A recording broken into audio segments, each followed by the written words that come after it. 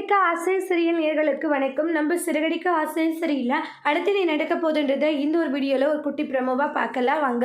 இந்த இடத்துல ரோகிணிக்கு சாப்பாடு எடுத்துகிட்டு போய் கொடுக்குறாங்க.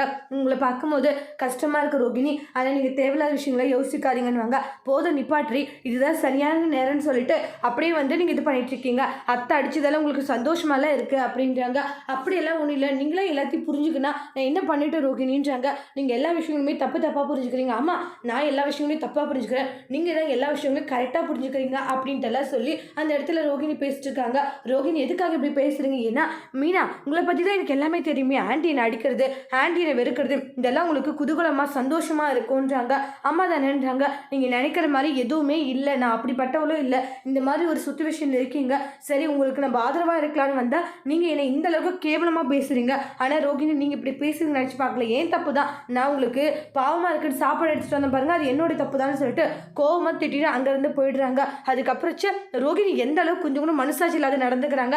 பார்க்கும்போது கஷ்டமாக இருக்குன்னு சாப்பாடு எடுத்துகிட்டு போய் கொடுத்தா அவங்க என்னடனா நம்மளை இப்படியெல்லாம் பேசிட்டு இருக்காங்க, ஆனால் இப்படியெல்லாம் இருப்பாங்கன்னு நினச்சே பார்க்கலன்னு சொல்லிட்டு கோவத்தில் இருந்துட்டு இருக்காங்க. இதெல்லாம் நம்மளோட தப்பு தான், தேவையில்லாத நாம தானே வந்து அவங்க மேலே இப்படியெல்லாம் இறங்கிட்டு இருந்தோம், அதுதான் நம்ம தப்புன்னு சொல்லிட்டு புலம்பிட்டு இருக்காங்க. அப்புறம் முத்து போயிட்டு மனோஜ் வாங்கி கொடுப்பாங்க. மனோஜும் அதே மாதிரி தான் வந்து பேசுவாங்க முத்துவை. அப்புறம் மீனா, என்னை இந்த செருப்பால் அடிங்க, என்ன ஆச்சு, இன்னைக்கு ஒரு விஷயம் நடந்துச்சுன்னு ஸ்டோரி சொல்கிறாங்க. அப்போ நீங்கள் தான் ஃபஸ்ட்டு என்ன அடிக்கணும், என்ன ஆச்சு, அதே தாங்க இங்கேயும் நடந்துச்சுன்னு சொல்கிறாங்க. புருஷனும் பொண்டாட்டியும் ரெண்டு பேரும் ஒரே மாதிரி இருக்காங்கல்ல மீனா. ஆமாங்க, ரோகிணியை கூட புரிஞ்சுக்க முடியல. ஆதரவாக பேச போனால் இப்போ உங்களுக்கு சந்தோஷமானு கேட்குறாங்க. என்னங்க இவங்க இப்படி இருக்காங்க மீனா, அவங்க ரெண்டு பேரும் அப்படி தான், அவங்களால புரிஞ்சிக்கவே முடியாது மீனா, அவங்கள மாற்றணும்னு நம்ம நினைக்கக்கூடாதுன்னு சொல்லி பேசுகிறாங்க.